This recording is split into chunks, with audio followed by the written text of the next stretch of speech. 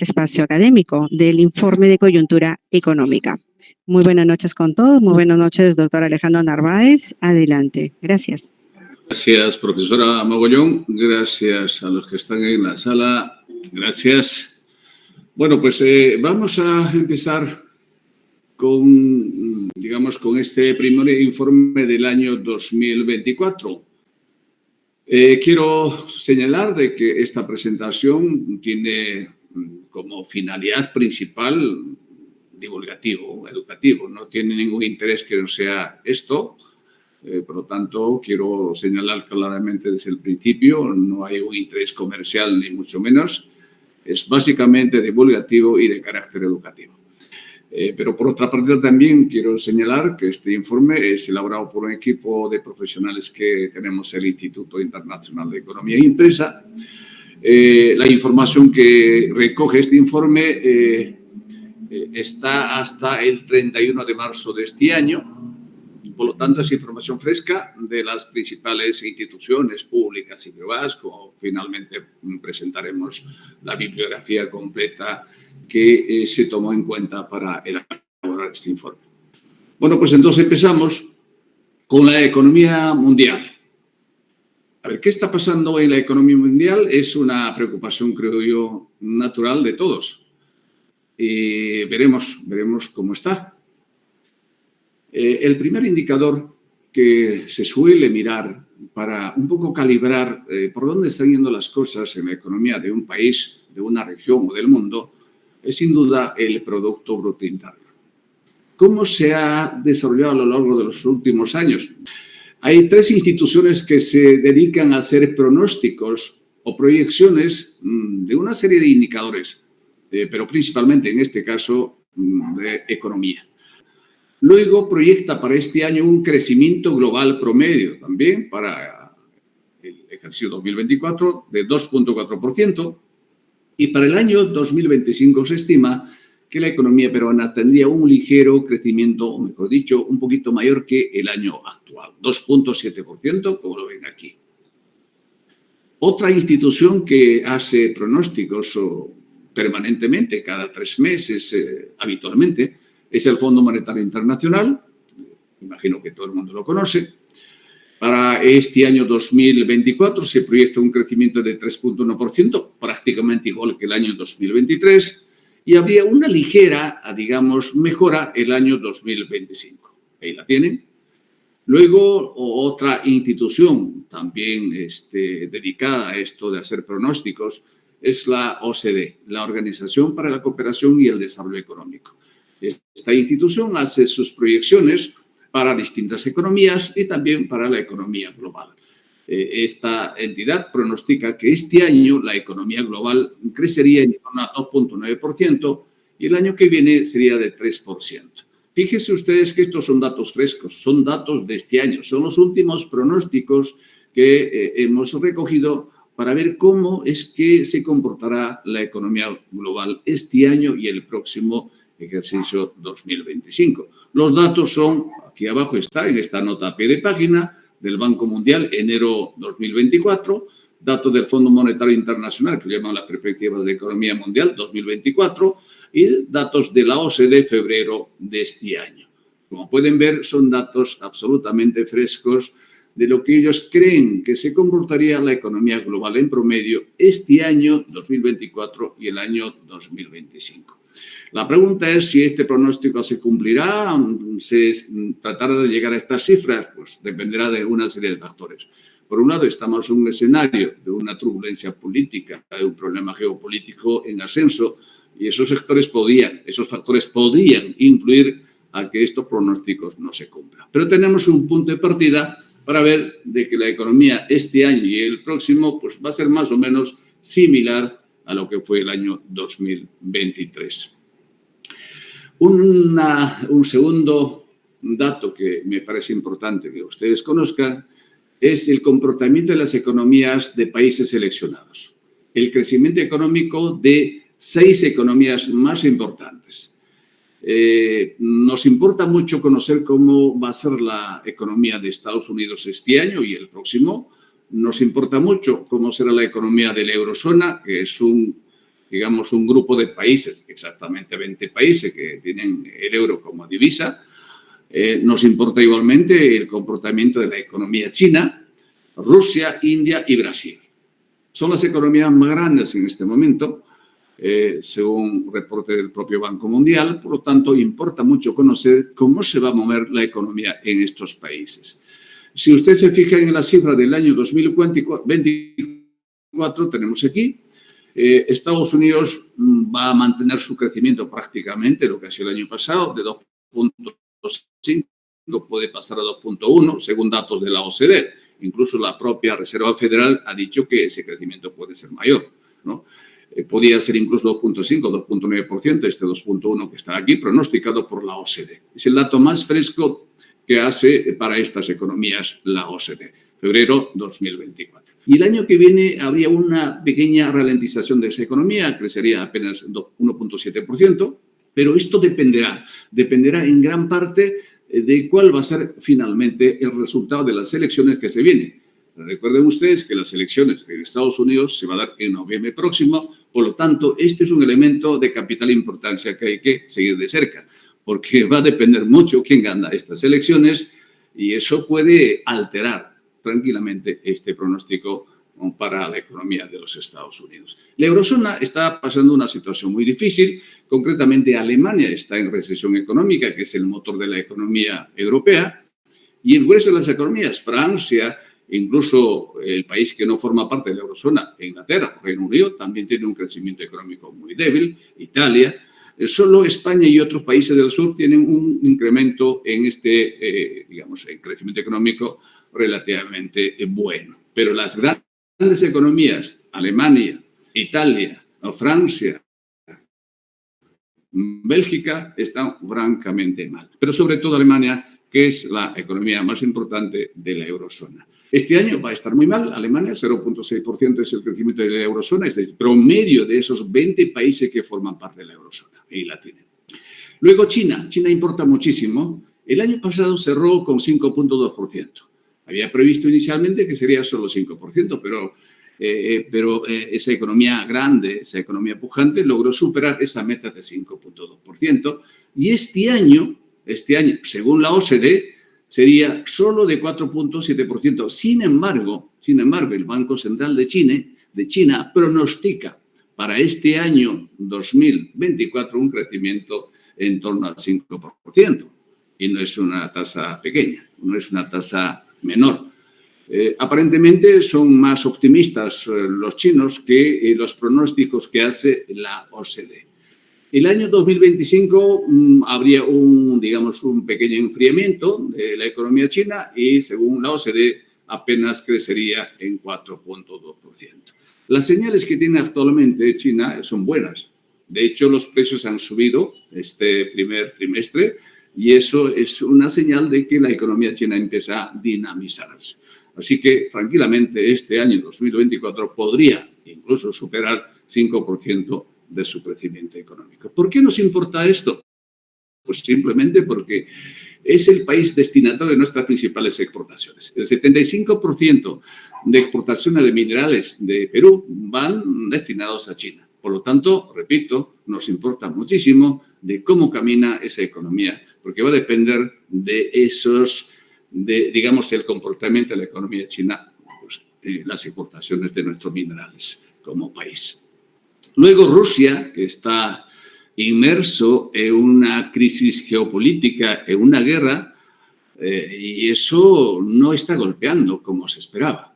El año pasado ha crecido 3.1%, a pesar de que está en un conflicto bélico muy, muy grande, que le está significando mucho sacrificio, que le está significando mucho gasto militar. Sin embargo, ha crecido 3.1%. Y este año, según la OCDE, siempre cito esta fuente, creo que es importante tomar nota, podría crecer en torno a 1.8%. Sin embargo, el Banco Central de Rusia es muy optimista. Ellos estiman que el crecimiento económico este año estaría en torno a 2.5% o 3%.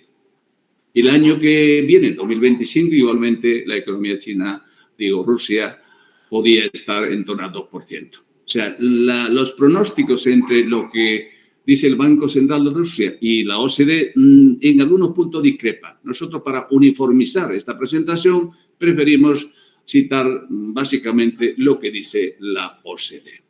India es la economía más grande en este momento en el crecimiento económico, ¿no? Si se fijan ustedes los datos de los últimos años, el crecimiento está en torno a 6.5, 6.2%. Este año India va a crecer 6.2%, también es un año electoral para India. Eso también puede alterar este pronóstico. Puede alterar hacia arriba o hacia abajo, dependerá quién gana finalmente estas elecciones. Si el actual presidente Modi se ratifica, probablemente esta meta de crecimiento se cumple con creces. El año 2025 igualmente puede ser un buen año para este país asiático. Brasil, la economía más grande de América Latina, este año crece apenas 1.8%, la tienen por aquí, y el año que viene habría una ligera mejora. Pero si se compara con el ejercicio 2023, prácticamente se ha reducido un 50%. Esto no es bueno. Sin duda, América Latina, como veremos luego, va a tener un año bastante preocupante 2024 y seguramente el año 2025, ¿no? Entonces, estos son los datos de los países que un poco arrastran al resto de las economías del mundo. Son las economías más grandes, por lo tanto, nos importa muchísimo lo que pasa en estas economías, en estas grandes economías. Bueno, pues esto ya hemos visto crecimiento económico. Una segunda variable que tenemos que mirar de cerca es la inflación. Mejor dicho, los precios. ¿Qué dicen estos organismos multilaterales acerca de los precios? Por ejemplo, el Fondo Monetario Internacional proyecta para este año una inflación promedio global de 5.8%. Comparado con el año 2023 hay un punto menos. Ha habido una reducción significativa de un punto porcentual y eso está bien. Para el año 2025 proyecta una tasa menor de 4.4%, como tiene aquí en este gráfico. Y el Banco Mundial es un poco más, digamos, más optimista. Aparentemente, el Banco Mundial dice que la inflación va a estar en rangos de 3.7% este año y el año 2025 llegaría a 3.4%. Pues son, digamos, pronósticos distintos. Si bien la diferencia temporal de estos pronósticos no existe, porque el Banco Mundial pronostica en enero, fíjense, enero, y igualmente el fondo lo hace en enero. Por lo tanto, pues a pesar de que están hechos estos pronósticos en el mismo mes, sin embargo, una institución discrepa de otra. Así que allí tenemos. Pero esto es digamos, un acercamiento, un indicador global, ¿no? Que puede ser que se vea como no.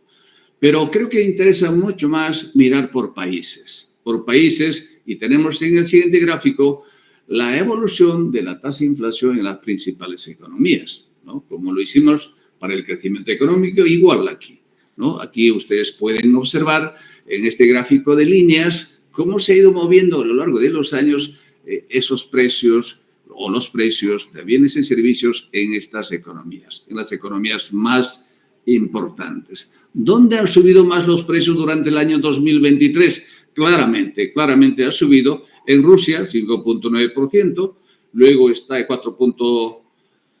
5.4% en la eurozona, luego está en 5.7% en India. Bueno, pues esto fue el comportamiento del año pasado.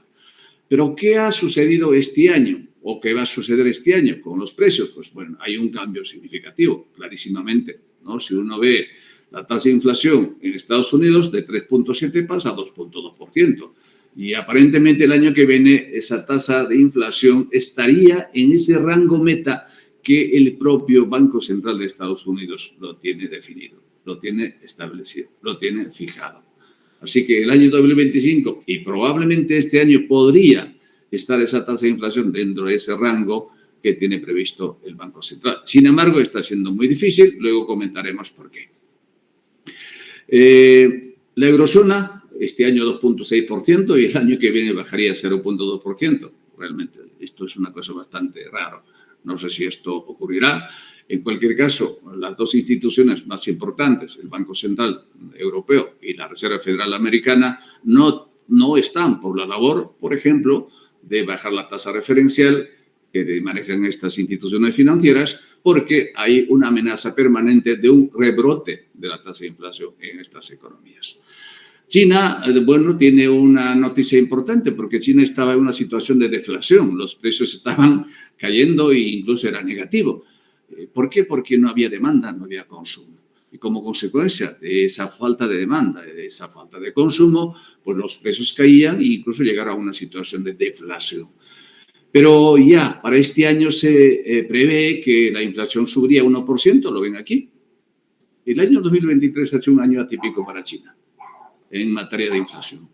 Para este año se prevé que habría una especie de reactivación de su economía y como consecuencia de esa reactivación económica, evidentemente la inflación también subiría. Los precios subirían y eso sería bueno para la economía china. Aparentemente una contradicción, ¿no? Pero en realidad lo que China quiere es que haya consumo, que haya demanda, que la gente gaste el dinero que tiene.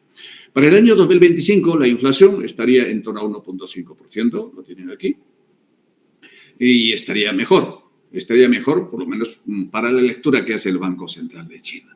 China está muy preocupada porque la gente no consume, porque la gente no compra, no viaja y eso hace que la economía se estanque, hace que la economía se enfríe. Entonces, una manera de incentivar mayor consumo, mayor demanda, era precisamente bajando la tasa de interés preferencial, como veremos luego.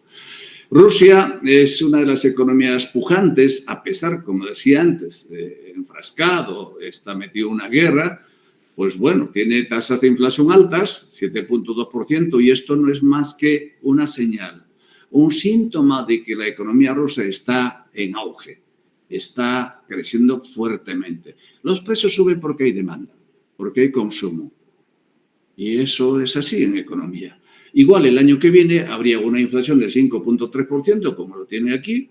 Estos son los pronósticos que hace la Organización para la Cooperación y el Desarrollo Económico. Me parece importante fijar la fuente, ¿no? Es una organización de países de Occidente que no necesariamente simpatizan con países como China, Rusia, India o Irán.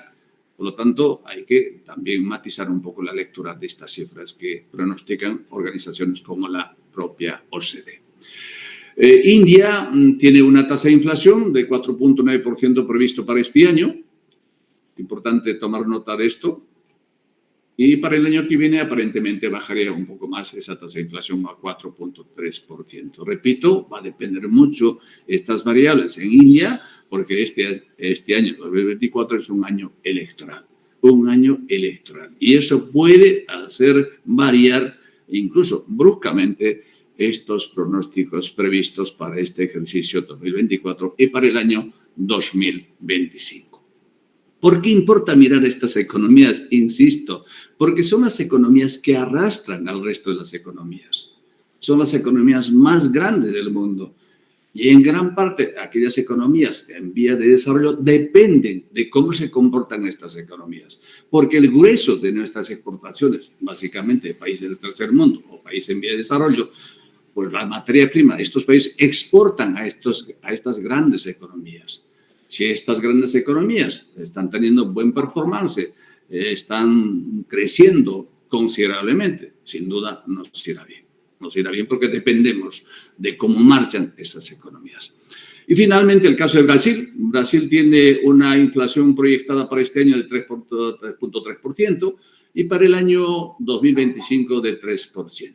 Bueno, pues bien, veremos luego cómo la economía de América Latina se va enfriando y este año no es precisamente un buen año. Esto es un poco el escenario, cómo se va a mover la inflación durante este año y el próximo y cómo se ha ido dando a lo largo de los años, ¿no? El pico más alto, sin duda, ha sido el año 2022. Si se fijan ustedes en este gráfico, casi todos los países han tenido tasas muy altas de inflación, ¿no? Y por eso también las tasas de referencia de los bancos centrales estuvieron muy altas, porque el objetivo de los bancos centrales era evitar esa subida de precios, porque una de las metas, una de las competencias, una de las funciones que tienen los bancos centrales es controlar los precios, reducir los precios, mantener los precios. Bueno, pues entonces esta es la tasa de inflación de los países seleccionados.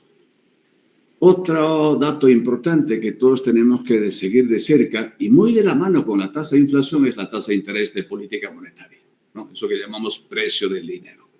¿Cómo se ha movido el precio del dinero desde el año 2018? Para este caso, hemos cogido el año 2018, marzo 2018, hasta marzo del año 2024. Aquí están las principales economías, es decir, sus bancos centrales son los que fijan estas tasas. Estados Unidos fija la Reserva Federal, en Europa, en la eurozona, fija el Banco Central Europeo. Luego tenemos en China el Banco Central de China, en Rusia el Banco Central de Rusia, en India el Banco Central de India y en Brasil el Banco de Brasil.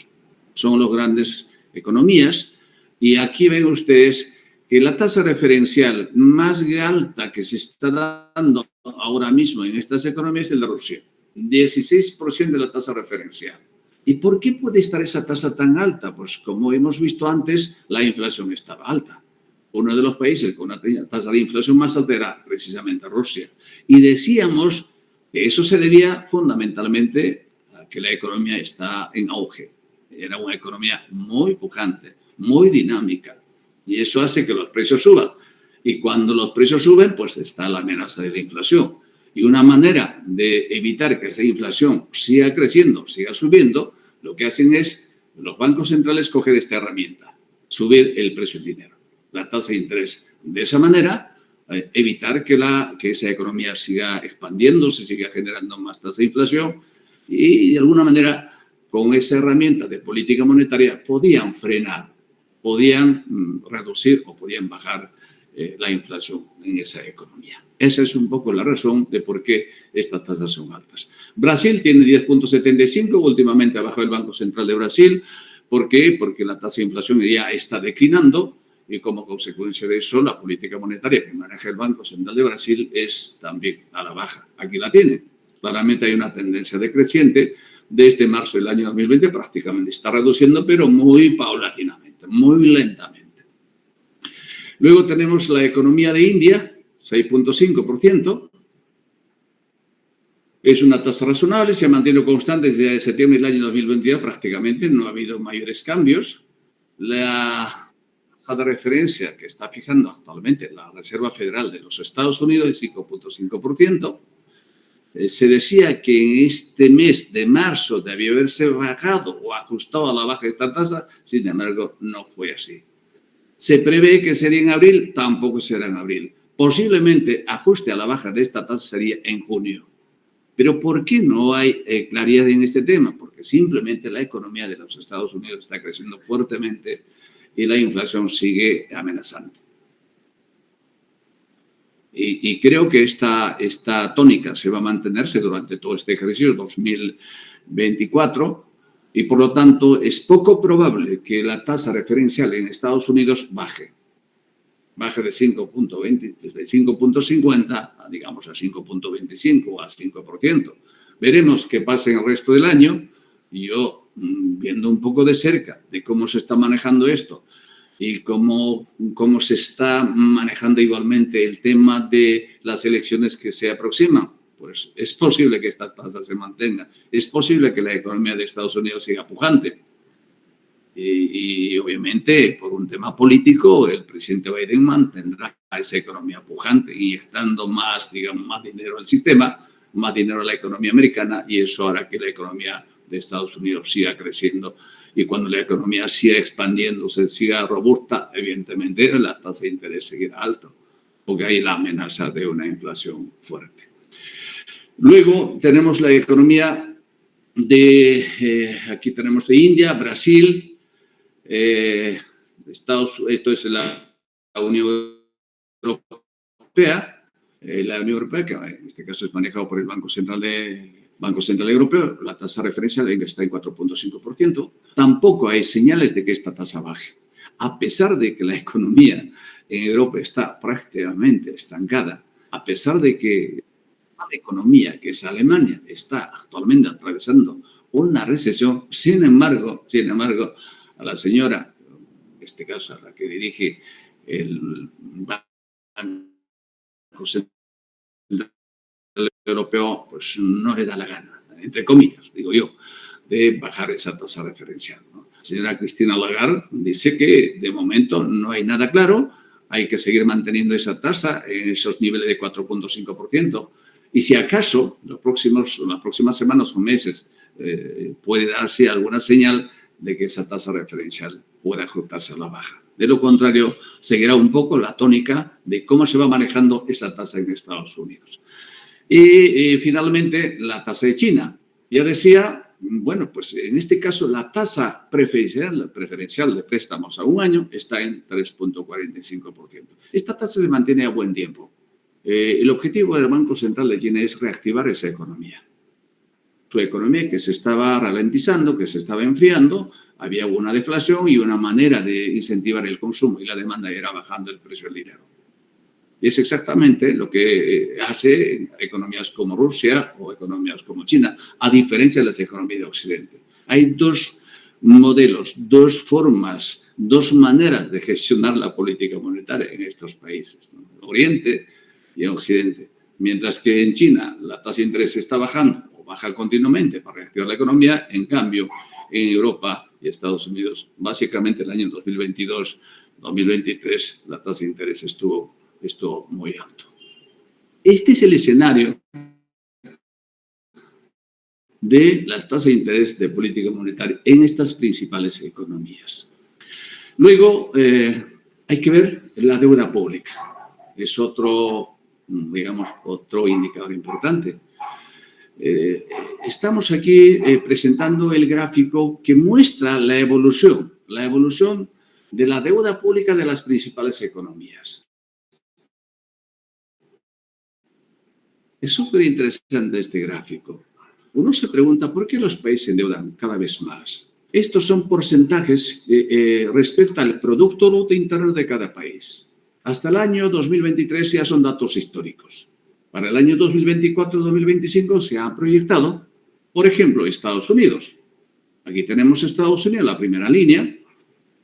Se estima que este año la deuda pública ascendería a 126% de su Producto Bruto Interno.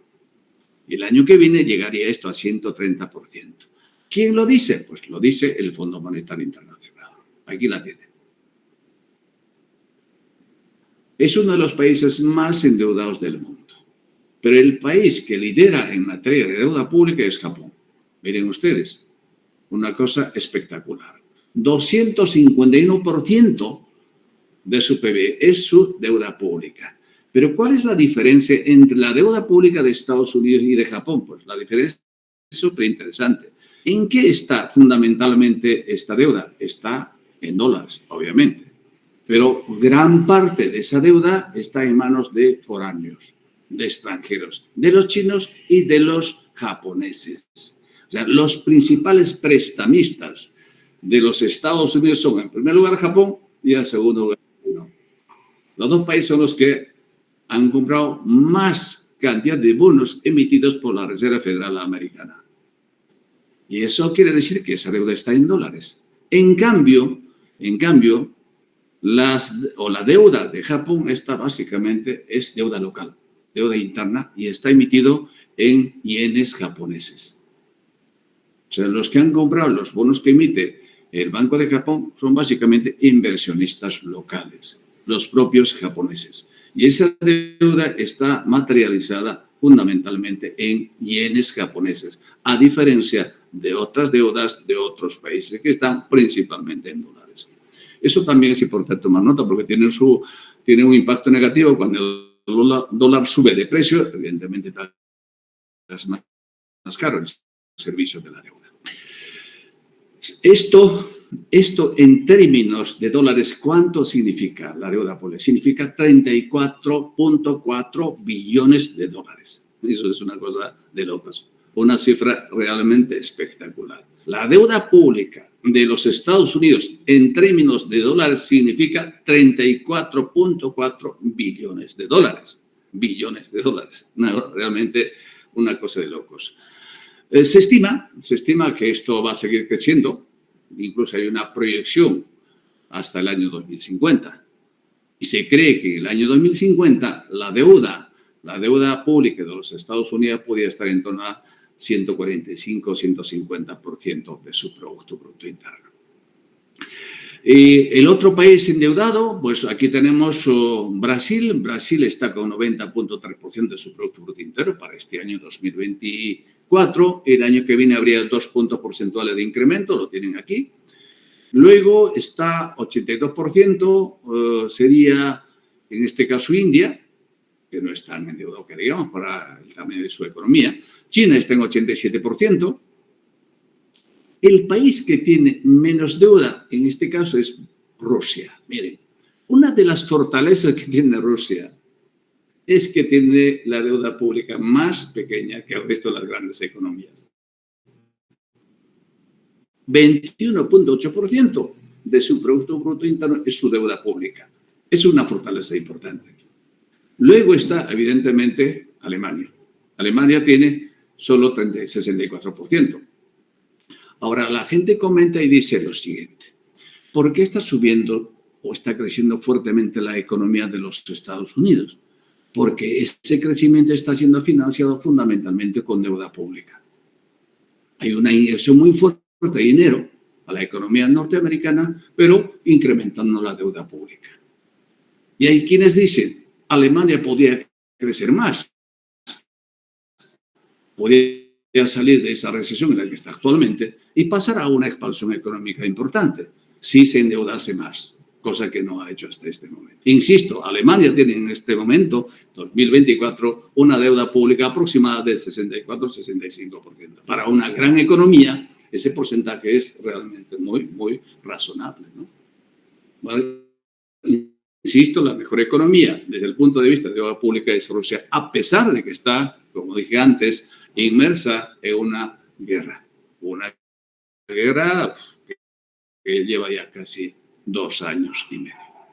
Y el año que viene se va a mantenerse más o menos en ese rango, la deuda va a seguir subiendo casi continuamente, excepto Alemania aparentemente reduciría casi 3 puntos porcentuales, Rusia se mantiene prácticamente igual, India va a mantenerse igual, Brasil va a estar por ahí 2 puntos por encima de lo que tiene actualmente. Esa es un poco la tendencia de la deuda pública. La pregunta que uno se hace, ¿por qué se endeudan en los países? Pues simplemente porque lo que cobran vía ingresos, vía impuestos, es menos de lo que gastan. Esa diferencia, ¿cómo lo financian? Vía endeudamiento. Prestándose dinero de instituciones multilaterales o emitiendo lo que llaman bonos del Tesoro Público, bonos del Estado. Esos bonos los venden en los mercados de capitales y buscan financiamiento vía emisión de bonos.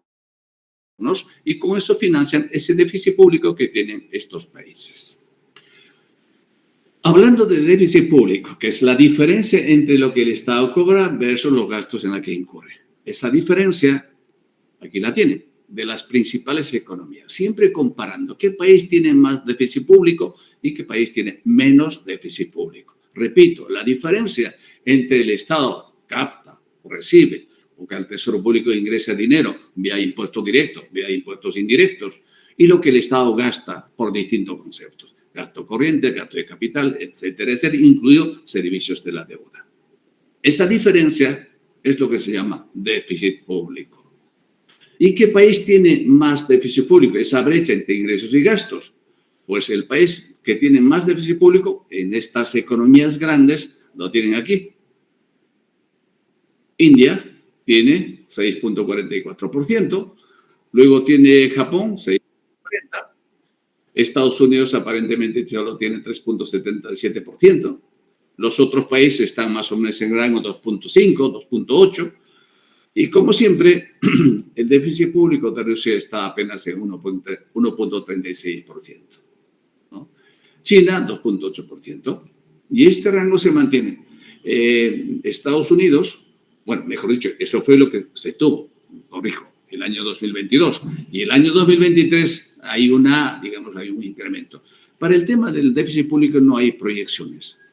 Como veremos en el caso de Perú, sí hay una estimación que hace el Ministerio de Economía y Finanzas y el propio Banco Central, pero en estas grandes economías no se proyecta. De hecho, los organismos multilaterales a que hemos acudido para hacer este trabajo no hace proyecciones. No hace proyecciones de déficit público. Estos son datos históricos y nos muestra claramente cómo se ha ido moviendo en el tiempo esa diferencia entre ingresos y gastos. Los países que tienen más déficit público, bueno, pues lo tienen aquí, Estados Unidos, luego tienen ustedes aquí a Japón, luego tienen ustedes aquí a India. El país con menos déficit público, lo ven, en el año 2023 sería Rusia, menos 1,9%. Otro dato que importa de esas grandes economías es la tasa de desempleo. El Banco Central de los Estados Unidos, y me voy a referir varias veces a esta institución porque es la más importante del mundo, una de las más importantes. Obviamente también el Banco Central de China es muy importante, pero más que el Banco Central de China es mucho más importante lo que llama la Reserva Federal o el Banco Central de los Estados Unidos. La misión del Banco Central de los Estados Unidos es básicamente dos: estabilidad de precios y generación de empleo. Estabilidad de precios y generación de empleo, o menos desempleo. Ese es el cometido, o son los cometidos, o las competencias, o las funciones, o las razones de ser del Banco Central de los Estados Unidos. Dos obligaciones: mantener los precios entre los rangos fijados y luego mantener la tasa de desempleo en tasas razonables. Y entonces, tiene aquí, Estados Unidos tiene una tasa de desempleo, se supone que es el 3,9% de la población económicamente activa, que está en 3,9% para este año proyectado. Luego está la eurozona, 6,5%. China, un rango razonable de 5,3%. Rusia, prácticamente en Rusia hay pleno empleo. Pleno empleo. ¿Y eso por qué? Porque su economía es pujante, como dijimos antes, una economía que está creciendo fuertemente, incluso hay necesidad de más mano de obra.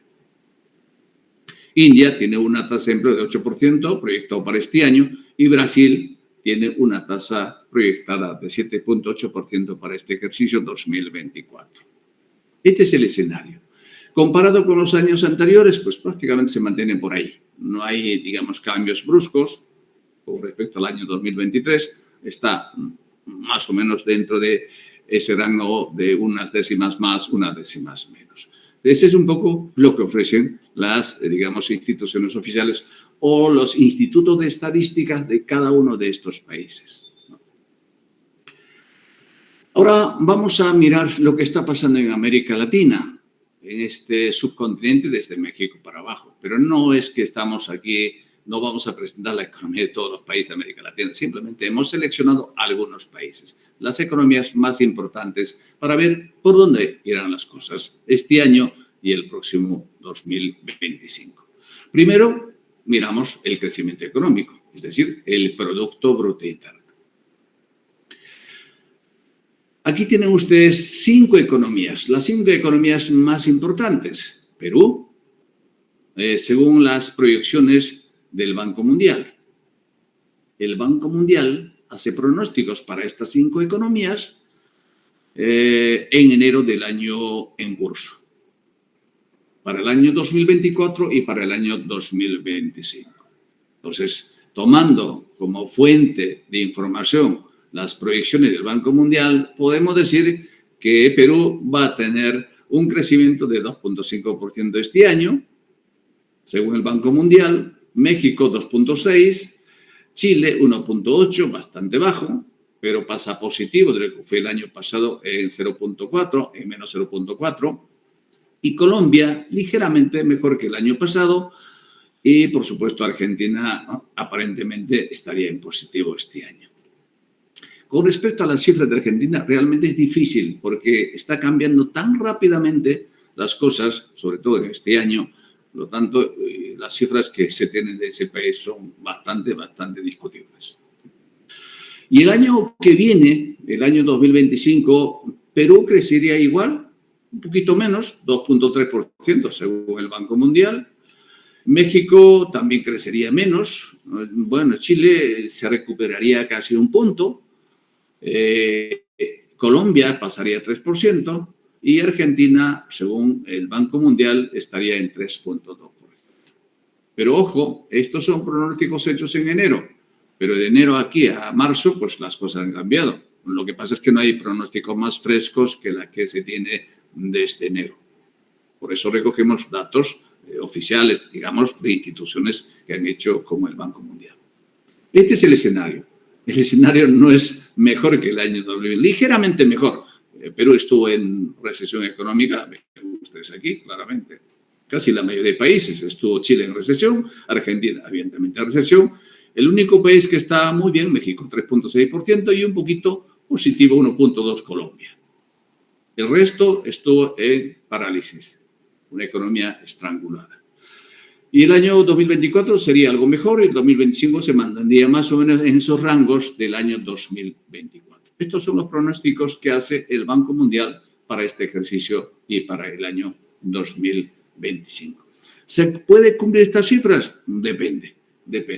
Dependerá de qué, de cómo se mueve la economía mundial, de cómo se va desarrollando esa turbulencia geopolítica, geoeconómica que se está dando en Europa del Este, en Medio Oriente, las elecciones de Estados Unidos, las elecciones en India, las elecciones en México, las elecciones en Venezuela, etcétera, etcétera. Todas esas son variables o factores que pueden fuertemente influir de cómo se va a mover la economía, no solamente de América Latina, sino la economía global.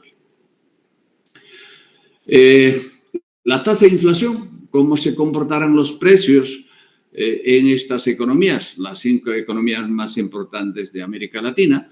Perú, el año 2024, tendría 2.7% apenas, en este caso según la OCDE, es el pronóstico de la OCDE. Noviembre, fíjense cómo se toman datos de noviembre, porque la OCDE no ha hecho pronóstico de inflación en enero de este año. Por eso tomamos datos de la OCDE de noviembre del año 2020. Son los últimos pronósticos que hace la OCDE. Para uniformizar esta información, hemos cogido únicamente la información de la OCDE. 3.9% de México, de tasa de inflación, 3.9% Chile, 6.3% Colombia y Argentina. Argentina está prácticamente en la lona en materia de inflación, según la OCDE, el pronóstico que se hizo. Se estima en febrero ya de este año, en Argentina había una tasa de inflación de 276%. Prácticamente hemos perdido un poco el control de las estadísticas de ese país. Como se está politizando tanto estos indicadores con el nuevo presidente, entonces como que termina siendo poco creíbles muchas cifras que se están manejando. Poco creíbles, por lo menos es mi impresión. Es mi impresión porque sigo de cerca lo que está pasando en Argentina. Muy de cerca. A propósito, justamente, de un discurso que hizo el presidente Caputo, el ministro Caputo, de Economía Caputo, y en las últimas declaraciones del presidente Milei, pues escribo un artículo donde recojo algunos puntos de vista míos con respecto al déficit fiscal, a la deuda pública, a una economía fundamentalmente dolarizada que actualmente tiene ese país. Así que quien tiene interés igualmente puede leer ese artículo que está en mi web personal. La tasa de interés de política monetaria. ¿Cómo están manejando el precio del dinero los bancos centrales en estas 4 economías más importantes? Pues el de Argentina prácticamente ni lo hemos tocado porque ya es una cosa inmanejable. Sinceramente es inmanejable. 4 economías importantes: Colombia, México, Chile y Perú. Todo el mundo más o menos sigue de cerca estos indicadores. La tasa de referencia en México está en 11%, en Colombia está en 12.25%, en Chile está en 7.25% y nosotros en Perú, según el Banco Central de Reserva, a la fecha está en 6.25% de interés anual referencial. A partir de esta tasa, los bancos privados pueden prestar la tasa que ellos deseasen, la tasa que ellos quisiesen. Esta es la tasa base, la tasa referencial, que también se conoce como la tasa de interés interbancario. La tasa que fija el Banco Central de Reserva, tasa mínima. Luego, cada banco puede prestar, repito, cada banco privado, cada financiera, cada caja municipal, cada caja rural, puede prestar a la tasa de interés que desee. Eso es absolutamente libre. No hay límite, como veremos luego en el caso de Perú. Otro dato importante es el tipo de cambio. Hay una preocupación permanente de la gente si sus ahorros debieran ser en dólares o debieran ser en soles, si es mejor ahorrar en dólares o es mejor ahorrar en soles. Bueno, es un dilema permanente. Y es entendible porque la fluctuación del tipo de cambio soles-dólar pues está más o menos moviéndose en una y otra dirección. Este gráfico muestra básicamente dos cosas. Por un lado, hay un país que se llama México, cuya divisa se está apreciando. Eso es una muestra de que el peso mexicano se aprecia más respecto al dólar, es decir, se reevalúa, vale más, o mejor dicho, se fortalece, si quieren ustedes, el peso mexicano con respecto al dólar. El dólar vale cada vez menos respecto al peso mexicano. La otra divisa que también se ha mantenido en ese rango normal de 3.7, 3.8 y que su devaluación desde el año 2017 que estamos tomando como punto de partida, miren ustedes, por aquí, hasta marzo del año 2024, la divisa peruana se ha devaluado solo en menos 9.7%. Aquí la tienen. En cambio, el peso colombiano, 22%, el peso chileno en 31,65% y el real brasileño en 35,14%. Si uno mira este gráfico, fácilmente uno podrá darse cuenta de que hay algunas divisas que se mantienen más o menos constantes en el tiempo. El caso de Perú es ese. Mire, esta línea azul prácticamente es una línea algo horizontal, con una ligera tendencia a la baja. Es decir, el sol peruano se ha mantenido, digamos, fuerte durante estos últimos años. ¿Y por qué puede haberse mantenido el sol peruano en este rango o esta pequeña devaluación respecto al dólar? Pues porque el Banco Central interviene continuamente. El BCR hace esfuerzos, digamos, entre comillas, por mantener dentro de unos rangos establecidos a priori del tipo de cambio soles-dólar. ¿Y cómo mantiene ese tipo de cambio en su rango? Pues bueno, comprando o vendiendo dólares. Comprando o vendiendo dólares. ¿Y de dónde salen esos dólares que compra y vende? Pues simplemente de las reservas internacionales. Esa es un poco la política monetaria que se maneja en nuestro país en ese mercado llamado mercado de divisas. Como todos saben, o por lo menos la gente sabe, que nuestro mercado es un mercado intervenido. Es un mercado cuasi regulado por el Banco Central de Reserva. Gracias a esa intervención que hace el Banco Central de Reserva, se mantiene esta divisa nuestra en un rango razonable. No hay fluctuaciones tan fuertes, a diferencia del peso argentino. Aparentemente, el peso argentino en ese periodo, 2017 al año 2024, se habría devaluado en torno a 98%. Esto es lo que nos ofrece esta fuente de información TradingView, 30 de marzo 2024. Este es el escenario, ¿no? El peso mexicano es la divisa más fuerte en América Latina, seguido del peso del sol peruano, luego está Colombia, luego está Chile, luego finalmente Brasil. Y está en la lona claramente el peso argentino. Un dato importante, voy acelerando un poquito, la tasa de desempleo, eso que preocupa fundamentalmente a hombres jóvenes y a mujeres. Esto es un dato, un problema social, estructural, crónico en América Latina. Datos oficiales pueden ser más, pueden ser menos, pero son datos que recogemos de las fuentes de las instituciones públicas de cada país. Por ejemplo, Perú. Aparentemente, Perú tiene una tasa de desempleo en Lima metropolitana de 7.3% proyectado para este año, ¿no? Esto es dato de Lima a marzo. No es proyectado, es a marzo, que quede claro, no es proyectado.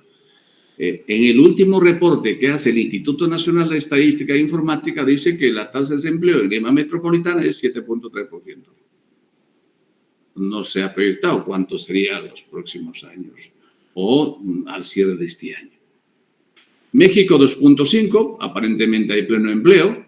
Chile 8.5, un poquito más que el desempleo en Perú. de Lima Metropolitana, Colombia 11.7% y Argentina prácticamente no se tiene datos o los datos están tan desbordados que sería, en este caso, poco creíble porque no sabe exactamente si el Instituto de Estadística que tiene el INDEC de Argentina está trabajando adecuadamente estos datos, porque de un tiempo a esta parte muchos datos se está politizando.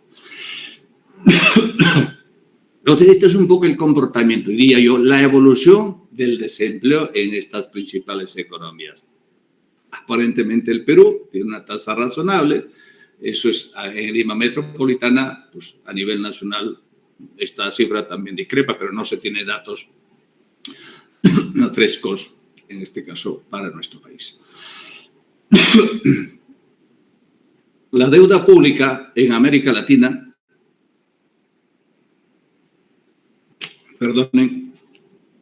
la deuda pública en América Latina se ha movido de esta manera. Uno se pregunta, ¿qué país de América Latina es el país más endeudado? Pero miren ustedes cómo se mueven los gráficos, ¿no? Esta línea, bueno, para prácticamente casi igual, ¿no? Uno se fija en estas dos últimas líneas, todos más o menos van en la misma línea, casi es una misma tendencia. Aparentemente hay tres grupos de países. Estas de abajo, que estamos hablando de Chile y Perú, 35, 33 puntos, y este 42%.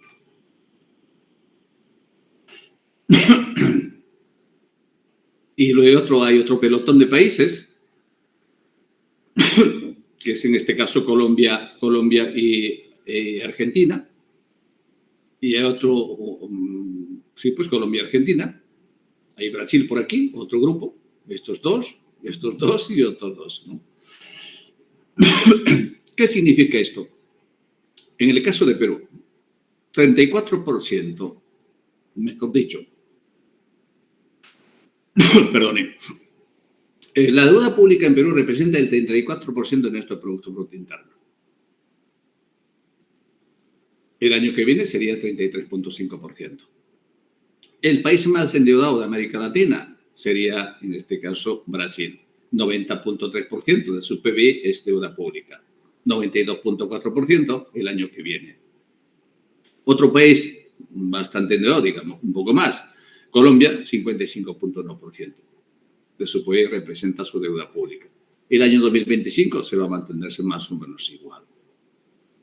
Pero como vimos antes, si estas cifras comparamos con las economías grandes, con las economías más grandes, más potentes, más desarrolladas, evidentemente la diferencia es muy, muy significativa, ¿no? Hay países que tienen deuda de 125% de su PBI. Hay países que tienen como Japón 250% de su PBI.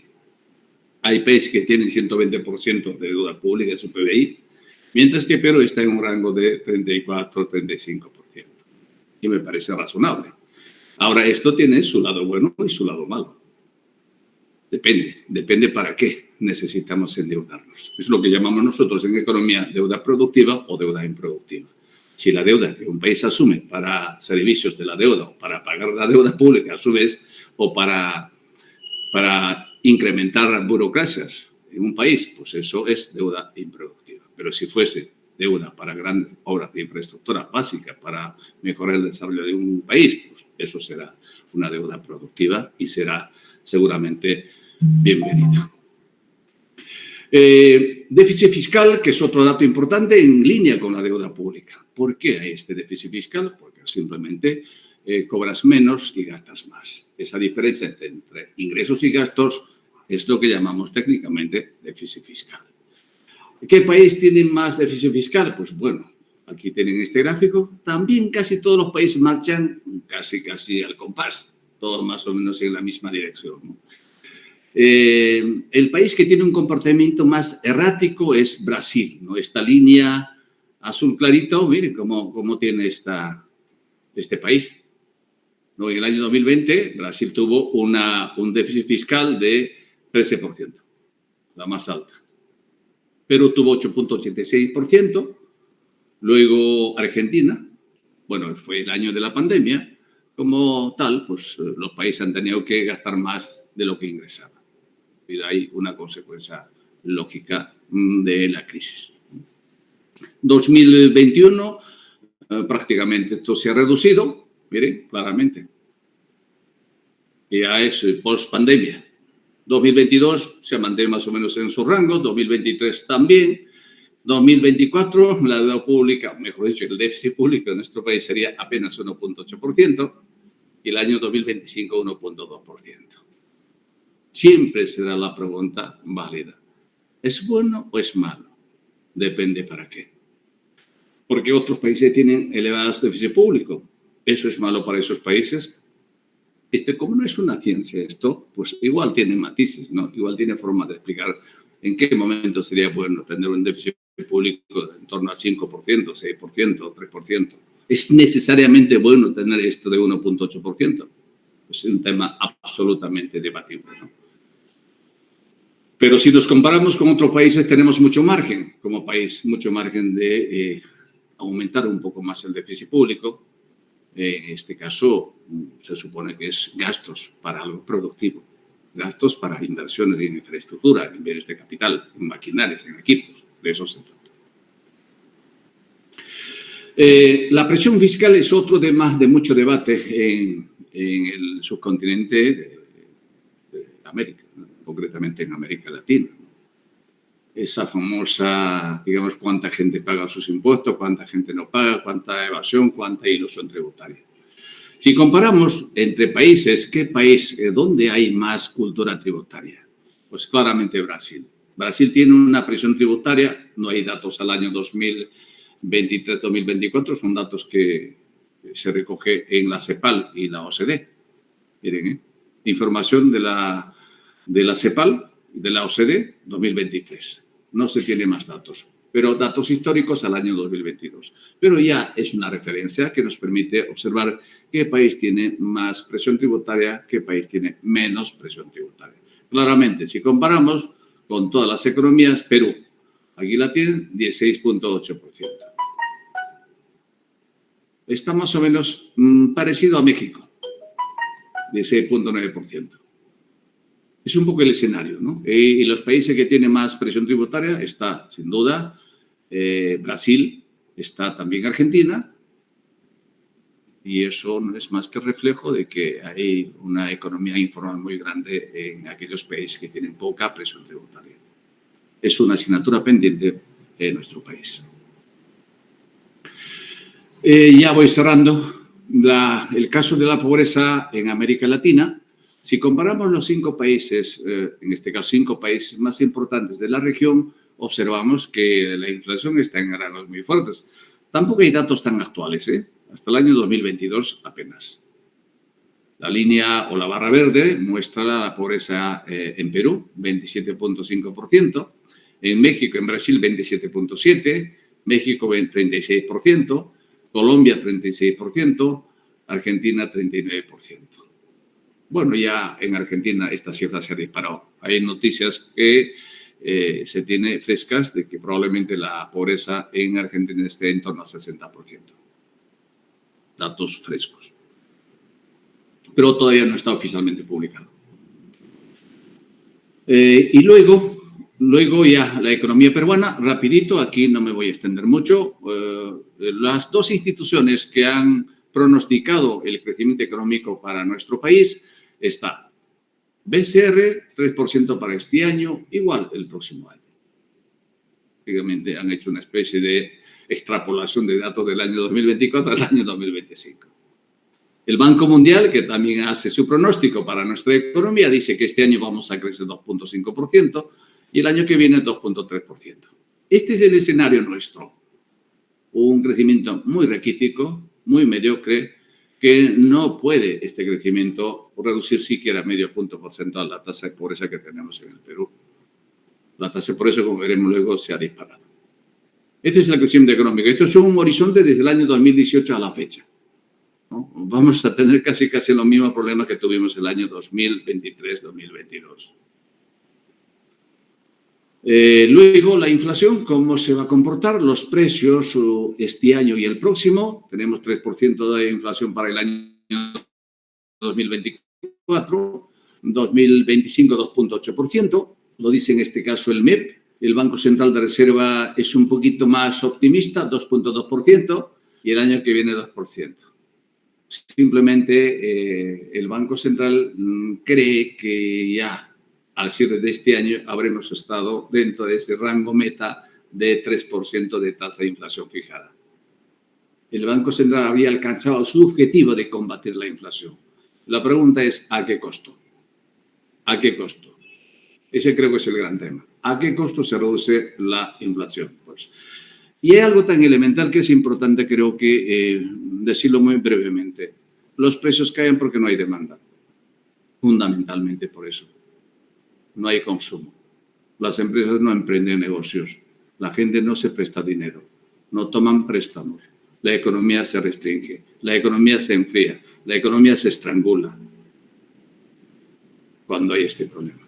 Y como consecuencia de eso, los precios caen. Y no necesariamente porque la tasa de interés está alta. Aparentemente el Banco Central puede sostener la tesis de que como consecuencia de esa política monetaria dura es que los precios han caído. No necesariamente. Puede ser simplemente porque no hay trabajo, la gente no tiene dinero, por lo tanto no consume, no hay demanda. Y cuando no hay demanda, evidentemente los precios bajan. La tasa de interés que está manejando actualmente el Banco Central está aquí y se mantiene ya un par de meses. Sigue siendo el Banco Central muy, digamos, muy austero, sigue manejando una política monetaria muy restrictiva y yo creo que con esta tasa es difícil que la economía peruana se reactive. Los préstamos siguen siendo caros en el mercado. Las empresas están tomando préstamos a tasas de 35%, 40%, 50%. Por lo tanto, esto no ayuda a reactivar la economía. Esta tasa de 6,25% no ayuda a recalentar nuestra economía. Así que, en parte, la pelota está en la cancha de la Reserva para empezar a reactivar esta economía que está totalmente enfriada. Tipo de cambio, es una pregunta recurrente de la gente. ¿Qué va a pasar con el dólar en nuestro país? Pues bueno, hay varias respuestas. El dólar sigue siendo fuerte, el dólar está en precios razonables. Si comparamos con el índice dólar, definitivamente el dólar se fortalece cada vez más. Si comparamos con el yen, por ejemplo, el japonés, el dólar está muy fuerte. Si comparamos con el euro, el dólar está fuerte. Y además la tasa de interés referencial en Estados Unidos está en 5,5%, por lo tanto mucha gente está migrando hacia Estados Unidos, hacia los dólares. Hay mucha demanda por dólares y cuando hay mucha demanda por dólares el precio del dólar sube. Pero felizmente, como decía antes, aquí hay una política diferente que en otros países. El Banco Central interviene en el mercado de divisas nuestro y corrige esas fluctuaciones bruscas que se pueden dar con el tipo de cambio. Y gracias a esa intervención que maneja el Banco Central recurriendo a las reservas internacionales, hace que el tipo de cambio se mantenga en este rango de 3,70 a 3,80. Y si ven ustedes, desde el año 2021 hay una clara tendencia a la baja. Si nuestro mercado fuese un mercado libre, mejor dicho, si el mercado de divisas fuese un mercado libre, probablemente el tipo de cambio pudiera estar en 3,5. Y la razón es muy simple. Hay un flujo de dólares importante a nuestro país. ¿Por qué? Porque exportamos bastante bien, por lo menos materias primas. Y eso genera un flujo de divisas importante a nuestro país. Hay un aumento de turismo en el Perú, que también eso genera divisas, dólares. Hay remesas importantes de los peruanos que residen en el extranjero, también genera ingresos de dólares. Es decir, hay una buena oferta de dólares en el Perú. Y eso empujaría tranquilamente a la baja el precio del dólar. Pero como interviene el Banco Central, pues mantiene dentro de esos rangos meta que el propio banco se fija. La brecha entre tasa activa y tasa pasiva se mantiene prácticamente igual. Esta es la brecha. Esta es la tasa promedio llamada tasa activa. Y esta es la famosa tasa pasiva. Es decir, esta tasa activa viene a ser pues, la tasa de interés que te cobra por prestarte dinero. En el mejor de los casos. Esto es más o menos tasa para las grandes corporaciones, para las grandes empresas. Pero una pequeña, una micro, una mediana empresa no consigue dinero a esa tasa de 15,7%. Este es un promedio. Una microempresa, una pequeña empresa está consiguiendo dinero a 30, 35, 40%, dependiendo para qué. Y la tasa de interés promedio pasivo, es decir, la tasa de interés que está en 3%. Esta es la diferencia. Importante que esté en torno a 12,5%. Y esto se mantiene.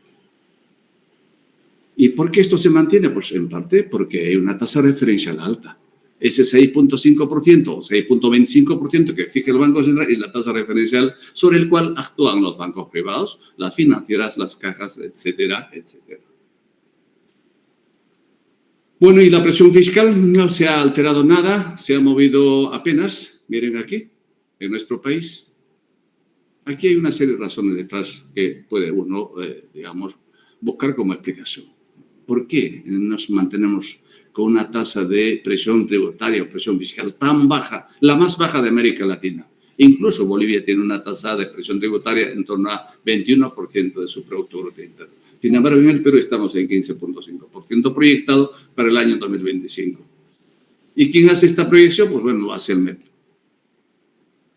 en su marco macroeconómico multianual.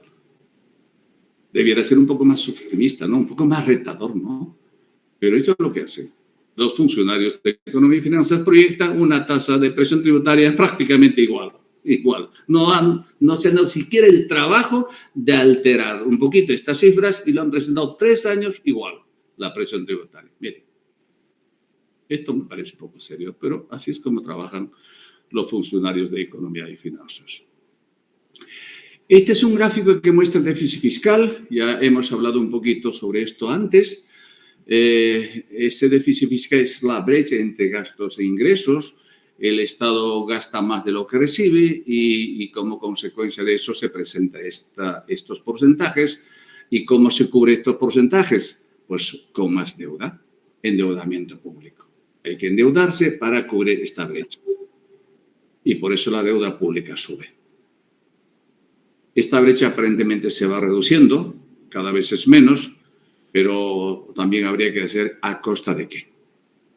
A costa de menos gasto. Y menos gasto corriente, menos gasto de capital. El Estado gasta menos, por lo tanto hay más o menos equilibrio entre ingresos y gastos. ¿Eso es bueno? Depende. Nosotros necesitamos mucho gasto público para reactivar la economía. El sector privado no lo hará. Lo hará el Estado, debiera ser el Estado. O sea, si no gasta el Estado, tranquilamente podríamos llegar a un equilibrio fiscal. Y eso no es necesariamente bueno. Digan lo que digan. Hay algunos economistas obtusos que creen que buscando el equilibrio fiscal, como mantiene Javier Milei dice que tiene que ver equilibrio total. Eso es una utopía. Históricamente eso nunca ha existido. No hay ninguna evidencia empírica en la que haya superado sostenido en varios años. Así que aquí hay muchas necesidades y alguien tiene que cubrir esas necesidades. Y eso lo hace normalmente el Estado.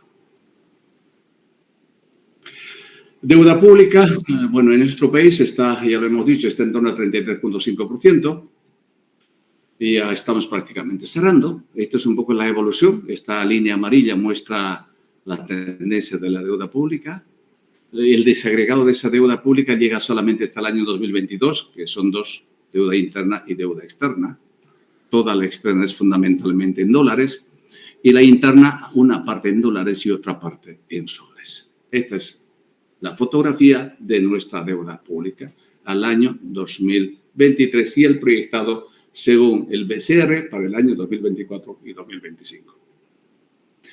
Ya cerrando, el presupuesto público, esto es otra cosa interesante, a todos los funcionarios públicos les importa mucho. Cada vez más aumenta el presupuesto, tanto inicial, que está barra naranja, que es el presupuesto inicial de apertura, y la barra azul es el presupuesto inicial modificado.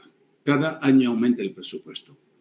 El año pasado se aprobó un presupuesto de 241.000 millones para este año, que es este de aquí, 241.000 millones de soles, y el modificado llegó a 250.000 prácticamente. No se ha ejecutado 198.000 millones. Se ha ejecutado 51.000 millones. O 198 millones no ejecutado, aparece así. yo no sé. Bueno, estamos todavía en el año 2024. En el año 2023 sí hay 22.000 millones no se ejecutó, 225.000 ejecutados, modificado 248.000 millones, 214.000 millones para el año 2023, presupuesto inicial de apertura. Si nosotros comparamos con respecto al Producto Bruto Interno, la última línea, simplemente fíjense ustedes, la línea morada, hay una tendencia creciente ligera, ¿no? Sube. Es decir, con respecto al Producto Bruto Interno, ¿cuánto representa cada año el presupuesto público? El año 2024 representa 22.4%. 21, 20, 24%. Bueno, ha habido un poco de todo. El año 2020 ha habido una alteración, llegó hasta el 24.7% del Producto Bruto Interno. Y ya, mercado laboral, tenemos un país con una tasa de desempleo de Lima Metropolitana 6.80 al año 2023. Tenemos aproximadamente el 47% de la población económicamente activa subempleada. Eso es terrible, ¿no? Casi la mitad de peruanos económicamente activos en edad de trabajar, que están buscando trabajo intensamente, aquellos jóvenes mayores a 14 años, están subempleados. Y el subempleado significa simplemente aquella persona que trabaja media jornada o recibe medio sueldo al mes. Y están al borde, por supuesto, de la línea de pobreza. Mercado laboral, bueno, esto ya voy a pasar y ya termino con este gráfico. La tasa de pobreza, el último dato, a marzo del año 2024, esta información se cogió de BBVA Research, marzo 2024. Aquí la tienen. La pobreza el año 2023 habría cerrado a 29.1% y se proyecta para este año a prácticamente 30%. No se tiene datos oficiales. Desafortunadamente, no hay información fresca en torno a la pobreza. Cuando se habla de estas cosas o cuando se trata de conocer estos datos, instituciones como el INE se demoran más de la cuenta. No hay información a tiempo. No hay información fresca. Por lo tanto, hay que manejar datos un poco pasados, como lo que publica el Banco Continental a través de un trabajo de investigación que lo han hecho. Bueno, señores, muchísimas gracias. Tengo aquí una conclusión. Esta conclusión lo vamos a publicar en la página web del Instituto. Quien tiene interés seguramente accederá a ella. Buenas noches. Hola, Reina, ¿cómo estamos? ¿Qué tal? Todo muy bien. Mi pregunta es relacionada a las tasas de interés. Recuerdo haber visto un gráfico en el cual se mencionaba que, bueno, por ejemplo, ahorita la tasa de interés, ¿no?, en Perú está en 6.25 y la tasa en Estados Unidos 5.25 a 5.50. Correcto. Entonces, quería saber qué pasaría si estas tasas llegan a converger, ¿no? Llegan a estar similares o cuáles serían las consecuencias. Bueno, es muy difícil, muy difícil de que la tasa de interés peruana, que está en 6.25, siga subiendo o bajando. Tendría que bajar para llegar a 5.50 que tiene actualmente Estados Unidos, ¿no? En este momento, haces bien en fijar las dos tasas. Estados Unidos tiene una tasa de 5.50% y Perú tiene 6.25%. Entonces, para converger, o sube la tasa de Estados Unidos hacia arriba o la tasa peruana baja hacia abajo para, digamos, llegar a un punto de encuentro, ¿no? Cosa poco probable, poco probable. Estas tasas actúan en función a cómo se comporta la inflación en cada economía. Si la tasa de inflación en Perú empieza a enfriarse, empieza a retroceder, evidentemente esa tasa de 6.25 debiera bajar. Ocurrirá lo mismo en Estados Unidos. Si la inflación en Estados Unidos empieza a remitir, empieza a reducirse, ocurrirá lo mismo. Bajará esa tasa de 5.50 de ese país. Es decir, la tasa de política monetaria es un instrumento que sirve para jugar con la inflación, o para recalentar la economía, o para enfriar la economía. Una economía recalentada genera más inflación. Una economía enfriada hace que la inflación caiga. Entonces, juega para, digamos, o apuntalar una economía que está fría o para enfriar una economía que esté en auge. Esa es la lógica de la tasa de interés que manejan los bancos centrales. Sí, gracias, profesor. Gracias a ti. Samuel. Sí, profesor, buenas noches, ¿qué tal? Mi consulta iba relacionada en el caso de Bueno, como un problema que ya se mostró en el caso del desempleo, mi pregunta iba si se considera óptimo aumentar la deuda pública en el país o, por ejemplo, el gasto corriente, ya que me parece que mencionó que en algunos casos es óptimo y en otros casos no, dependiendo de una evaluación en este caso. En todo caso, la pregunta iba si aumentar la deuda pública con el fin de aumentar el dinamismo económico para disminuir el desempleo laboral, si sería una buena opción en el Perú, teniendo presente que actualmente la coyuntura política pues también es un tanto movida. Y en caso de no ser así, pues ¿en qué momento sería el indicado en este caso? ¿O qué indicador se podría manejar quizás para enfrentar esta problemática para los jóvenes y bueno, personas también adultos que ven este problema actualmente? Excelente pregunta, Samuel. Mire, a ver, nosotros en este momento estamos en una especie de parálisis de nuestra economía. La economía actual, con un crecimiento de 2.5, 3%, no genera empleo. Genera empleo apenas. Cada año, es un dato súper interesante, cada año se incorpora al mercado laboral más o menos 350.000 jóvenes. Es decir, chicos que tienen más de 14 años, cada año en nuestro país se inserta a eso que se llama población económicamente activa. Eso quiere decir que el país debiera generar por lo menos 300.000 nuevos puestos de trabajo para absorber esa nueva camada de chicos de 14 años. Y eso no ocurre en nuestro país. Pero ¿cómo podía hacerse? ¿Cómo se puede generar empleo en el país? Pues obviamente con más inversión, ¿no? Inversión pública e inversión privada. Ahora, la pregunta es, en un escenario como la que tenemos actualmente en nuestro país, de crisis política, de crisis social, de crisis moral, ¿el sector privado podrá invertir? Creo que no. Y no lo está haciendo. De hecho, la inversión privada este año va a ser menos que el año 2023. Eso significa que la inversión privada no va a generar empleo este año. Yo he seguido de cerca, por ejemplo, la inversión del sector minero. La inversión del sector minero prácticamente va a ser nulo. Eso significa que la creación de empleo en el sector minero, siendo este no intensivo en generación de empleo, no va a generar nuevos puestos de trabajo.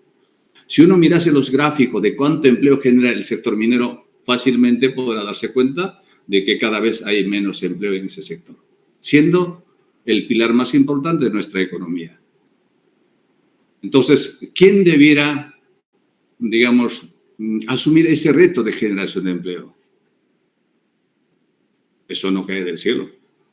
Lo hará el Estado. Debiera hacerlo el Estado. ¿Y cómo debiera hacerlo? Pues bueno, evidentemente, invirtiendo grandes sumas de dinero. Que tendría doble efecto. Generación de empleo y reactivar la economía. ¿Y dónde tendría que invertir? Pues en esos grandes proyectos de inversión que están paralizados o están en medio camino.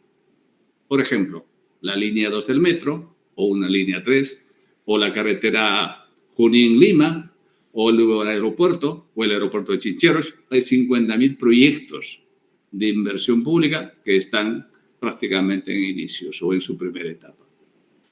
Estas grandes inversiones tendrían un doble efecto, repito, generar empleo y al mismo tiempo reactivar la economía. ¿Esto lo va a hacer el sector privado? No.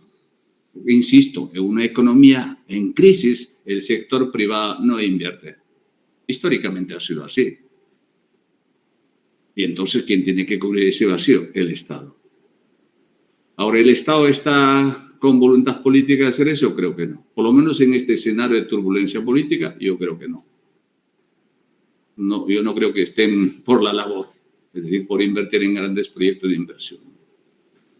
Entonces, si no va a haber eso, tranquilamente uno puede sacar cuentas y decir que este año, 2024, y el siguiente va a ser un año bastante difícil. Bastante difícil, ¿no? Eso ha sido siempre históricamente en otros países, ¿eh? En época de crisis, puedes leer cualquier literatura existente al respecto, la inversión privada es ausente. En época de bonanza, sí, todo el mundo invierte. Ahora mismo, la inversión privada prácticamente casi nada. De hecho, la contribución de la minería, por ejemplo, que es el sector más importante de nuestra economía, va a ser mucho menos que la pesca. Y hay una serie de datos, si ustedes tienen interés, pueden mirar, por ejemplo, los informes del Banco Central de Reserva, el último reporte de inflación, donde está la estructura del Producto Bruto Interno, Y allí verán ustedes de cuánto va a ser la inversión privada este año y el próximo.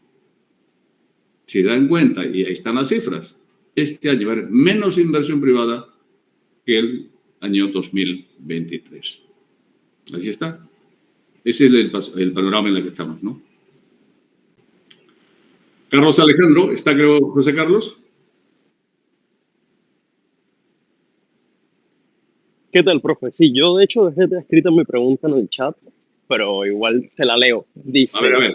¿qué cree? Sí, igual se la leo. Dice, ¿qué cree que espera? Perdóname, ¿qué espera que ocurra con la economía estadounidense en el mediano plazo? ¿Espera que se mantenga al alza o cree que el ciclo está llegando al final de su parte alcista? Y extiendo un poco la pregunta, o sea, la economía americana lleva varios años con un crecimiento positivo y sólido, que como usted comentó, y aquí estoy trayendo un poco la clase, comentó es en buena parte por el enorme endeudamiento que tiene el gobierno y porque es una economía muy especulativa.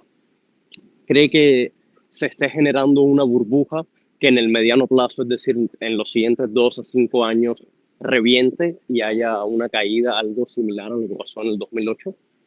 ¿Puede ser una posibilidad? Es una muy buena pregunta, Carlos. A ver, es interesante. Gracias. Es interesantísima esta pregunta. Mire. No se olviden ustedes que en noviembre hay elecciones. Hay una bronca muy fuerte entre los republicanos y demócratas. Eso es una variable importante que no puedes ignorar. El presidente actual quiere ganar las próximas elecciones, sí o sí. Pero para ganar tiene que presentarse pues, con buenas cartas, ¿no? Con una economía boyante, con menos desempleo, con inflación controlada, ¿no? Esas son sus bases o la carta de presentación que va a procurar tener el presidente Biden en las elecciones de noviembre. Una economía boyante, tasa de empleo en torno a 3.5%, una inflación controlada, un dólar fuerte. Esas son las bases que tiene actualmente el presidente Biden. Por lo menos este año la economía americana va a estar en torno a ese 2.5% de crecimiento o va a ser una economía robusta, por lo menos este año. Pero a partir del año 2025, y quizás a partir de noviembre, las cosas pueden cambiar. Se mantendrá esa robustez de la economía de los Estados Unidos cuando gane Donald Trump. Eso es el otro escenario. ¿Qué pasa si en algún, escenario geográfico estalla una guerra?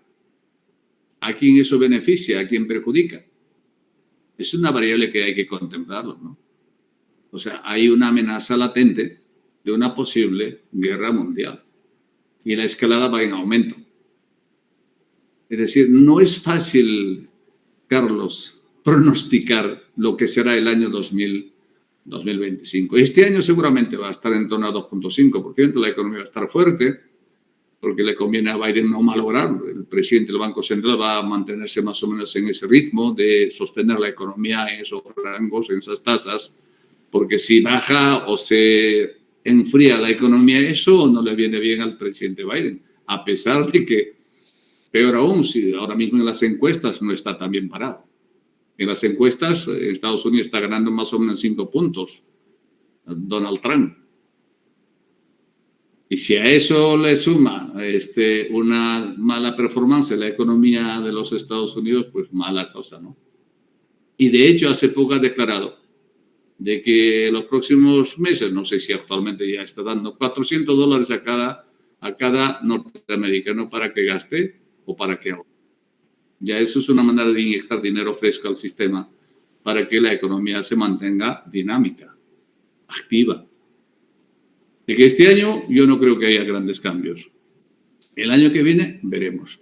Pero hoy, como las cosas están acelerando tan rápidamente estos conflictos, pueda que, pues incluso se presenten cosas inesperadas antes de noviembre. Pero por eso creo que es bueno seguir de cerca, ¿no?, lo que está pasando en el mundo, mirar un poquito cómo van las cosas en las elecciones o las elecciones de Estados Unidos en otras economías. Y que ese es un poco el escenario, ¿no? Gracias, profesor.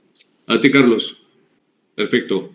Nada, pues yo quiero simplemente agradecerles por haber tenido la paciencia de soportar tantos números durante esta hora de presentación y encantado de compartir estos datos porque creo que viene bien para estudiantes, para profesionales, para empresarios que están mirando lo que está pasando en el mundo.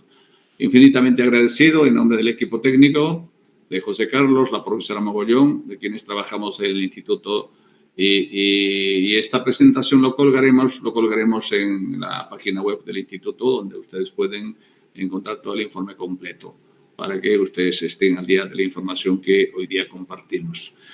Nuevamente, muchas gracias. Será hasta una próxima presentación. Lo haremos seguramente la primera semana de julio, que corresponderá al segundo trimestre del ejercicio 2024.